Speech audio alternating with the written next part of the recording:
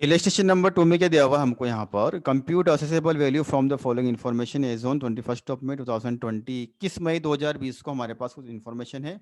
सबसे पहले आपको दे रखा है एफओबी वैल्यू ऑफ मशीन, मतलब जो प्रोडक्ट हमने यहाँ पर इंपोर्ट किया उसकी एफओबी आपको दे रखी है $90,000। ठीक है। कॉस्ट ऑफ ट्रांसपोर्ट आपको क्वेश्चन में दी हुई है 22,500।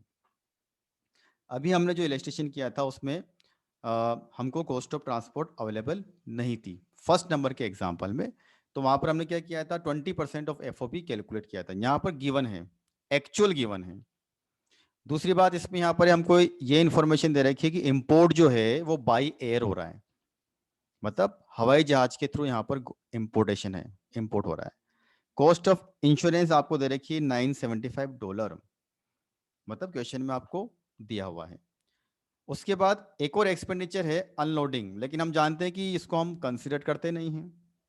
ठीक है। एक्सचेंज रेट आपको दे रखी है $1 is equal to ₹70। Calculate assessable value. तो असेसेबल वैल्यू के लिए हम कहाँ से शुरुआत करते हैं, F O B. F O B $90,000। अब उसमें हमको ऐड करना है कॉस्ट ऑफ ट्रांसपोर्ट।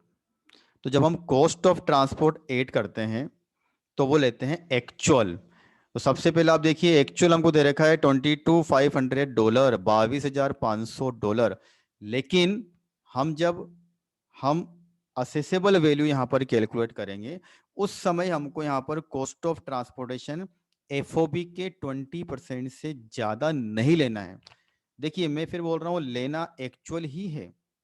22,500 हम लेने वाले थे, लेकिन लेने के पहले कंपेयर किया और वो 20% से ज्यादा निकल गया। 20% कितना हो रहा है 90,000 का, $18,000।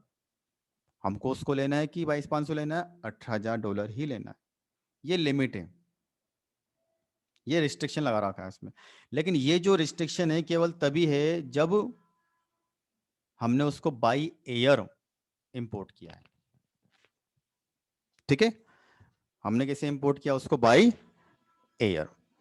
अब उसके बाद में कॉस्ट ऑफ इंश्योरेंस। तो कॉस्ट ऑफ इंश्योरेंस का बहुत स्पेसिफिक रूल है, 1.125% of FOB if cost of insurance not given in the question.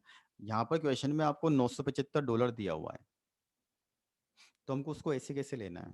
ठीक है। तो 90,000 में हमने क्या किया, कॉस्ट ऑफ ट्रांसपोर्टेशन $18,000 लिया, कॉस्ट ऑफ इंश्योरेंस 975 लिया।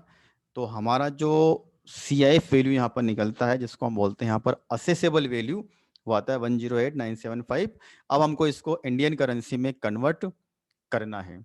तो इंडियन करेंसी में कन्वर्ट करने के लिए 70 से हमने इसको मल्टीप्लाई किया, तो 76,28,250 ये हमारी आती है accessible value in Indian currency.